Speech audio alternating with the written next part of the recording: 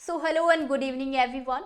So guys अभी जो NTA के द्वारा 4 यूनिवर्सिटीज़ के लिए पीएचडी एंट्रेंस टेस्ट के जो फॉर्म्स निकले हुए हैं, आई होप आप में से काफ़ी लोगों ने अप्लाई किया होगा एंड आपकी जो तैयारी है वो भी अच्छी चल रही होगी। सो गाइज उसी रिगार्डिंग 3-4 नोटिस हैं जो एनटीए के द्वारा रिलीज़ किए गए हैं।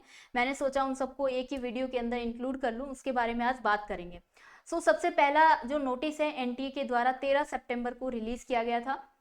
ये है सब्जेक्ट इसका extension of date of registration. जो डेट ऑफ रजिस्ट्रेशन है वो बढ़ा दी गई है।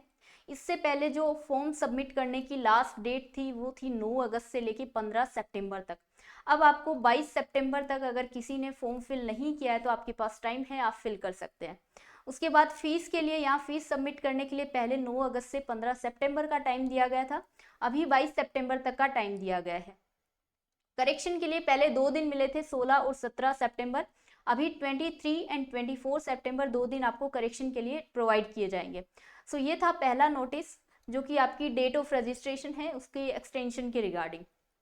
अब बात करते हैं सेकंड नोटिस जो कि एनटीए के द्वारा रिलीज किया गया है 12 सितंबर को। ये है addition and amendments in PhD entrance test for DU JNU BHU BBAU 2023। So guys इसमें लिखा है कि informed about the inclusion of test paper codes for already mapped courses in PhD entrance test. जो ऑलरेडी मैप्ड कोर्सेज के code दिए गए थे उसमें कुछ एडिशन किया गया है, जैसे कि जेनेटिक एंड प्लांट ब्रीडिंग के लिए पहले मैप्ड पेपर कोड थे लाइफ साइंस बोटनी जूलॉजी, अब उसमें ऐड कर दिया गया है जेनेटिक्स SCPH12 को। ह्यूमन एंड क्लिनिक जेनेटिक्स में पहले जेनेटिक्स था, अब लाइफ साइंस को भी इंक्लूड कर दिया गया है। मॉलिकुलर एंड ह्यूमन जेनेटिक्स में लाइफ साइंस, सर्जिकल ऑन्कोलॉजी में सोशल वर्क, ये टेस्ट पेपर कोड हैं जो कि इंक्लूड अभी किए गए हैं और ये जो ऑलरेडी मैप थे पेपर कोड वो है। अब बात करते हैं थर्ड नोटिस के बारे में। 4 सितंबर का ये नोटिस है। ये नोटिस है गाइस एलिजिबिलिटी चेंजेस और कौन कौन से कोर्सेज को ऐड किया गया है उसके रिगार्डिंग। BHU Banaras Hindu university has added 6 courses in the entrance test. 6 नए कोर्सेज को BHU ने ऐड किया है। यहाँ पे लिखा है एलिजिबिलिटी के रिगार्डिंग। गाइस एलिजिबिलिटी में लिखा है as per the UGC regulation 2022 for PhD admission a candidate seeking admission after 4 year और 8 सेमेस्टर बैचलर डिग्री, 4 साल और 8 सेमेस्टर, उनके लिए क्या है मिनिमम क्राइटेरिया 75% एग्रीगेट उनका होना चाहिए बैचलर डिग्री यानी ग्रेजुएशन में। गाइस ये बात हो रही है उनके लिए जिनकी ग्रेजुएशन 4 साल की या फिर 8 सेमेस्टर वाली है। जो यूजुअली अपनी ग्रेजुएशन थी वो 3 साल या 6 सेमेस्टर वाली थी और यहाँ पे काफ़ी ज़्यादा स्टूडेंट वो लोग होंगे जिन्होंने मास्टर डिग्री के द्वारा इसको अप्लाई किया है। लेकिन ये एलिजिबिलिटी की बात हो रही है उनके लिए जो डायरेक्टली ग्रेजुएशन के थ्रू अप्लाई कर रहे हैं, ना कि मास्टर डिग्री के थ्रू। जो लोग 4 साल की ग्रेजुएशन करके उसके बाद ये PhD वाला एंट्रेंस टेस्ट दे रहे हैं उनके लिए 75% उनका ग्रेजुएशन में होना चाहिए। लेकिन मास्टर डिग्री वालों के लिए मास्टर डिग्री में ओनली 55% होना चाहिए, यही क्राइटेरिया था। उसके बाद गाइज यहाँ पे लिस्ट दी गई है जो कि 6 सब्जेक्ट ऐड किए गए हैं BHU के द्वारा। PhD इन sociology, history, political science, instrumental sitar,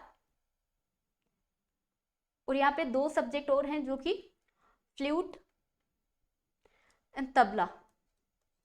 flute और तबला में भी PhD होती है, ये मैंने ऑनेस्टली स्पीकिंग पहली बार सुना है, बट जो भी है ये सारे 6 सब्जेक्ट हैं जो कि ऐड किए गए हैं। उसके बाद बात करते हैं नेक्स्ट नोटिस। ये डेट शीट एनटीए के द्वारा पहले रिलीज की गई थी, ये पहले का नोटिस है, लेकिन आप लोगों ने देखा होगा इसमें डेट तो मेंशन नहीं की गई है, लेकिन शिफ्ट 1 और शिफ्ट 2 दो शिफ्ट में आपका पेपर होने वाला है और डे 1 डे 2 के अकॉर्डिंग जो जो आपके सब्जेक्ट की लिस्ट है वो दी गई है, वो लोग आप लोग चेक कर लेना, वेबसाइट पे आपको ये नोटिस मिल जाएगा। अब गाइस बात करते हैं कि एग्जाम डेट कब तक हो सकती है, ये एग्जाम कब कंडक्ट करवाया जा सकता है। अभी चल रहा है सितंबर और अभी तो ये एप्लीकेशन फॉर्म वाली ये वाली कहानी चल रही है। सितंबर में इसका एग्जाम नहीं होगा, आपको ज़्यादा चांसेस हैं कि अक्टूबर एंड या फिर नवंबर स्टार्टिंग तक ज़्यादा चांसेस हैं कि ये आपका एग्जाम कंडक्ट हो जाएगा।